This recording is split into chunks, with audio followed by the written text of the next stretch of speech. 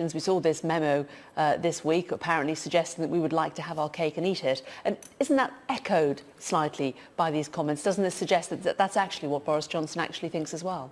Well, I've never understood that concept of having a cake and not eating it. It's always struck me that if you go to all the effort of actually baking a cake, you might as well damn well eat it. After all, that's what the Great British Bake Off is all about. Maybe that's the thing that Britain adds to this debate, which is now we have a Bake Off program gone around the world. We're teaching people to eat the cake as well as bake it. My view is we have every right to expect that we can have a decent discussion with our European counterparts.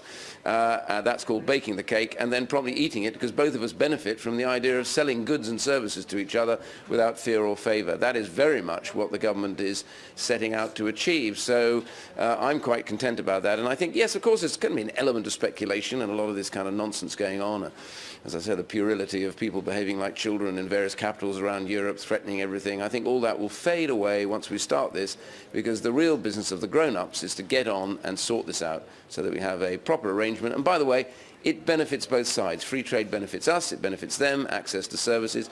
They raise most of their money in London, as the head of the financial services in Frankfurt said not so long ago, about 3 or 4 weeks ago. He said, we need London to be the global centre for finance in Europe, because if it goes, it doesn't go to Frankfurt, it goes to either New York or Singapore. That means money in Europe will be much more expensive to raise. They need London, and therefore everybody who knows that knows that.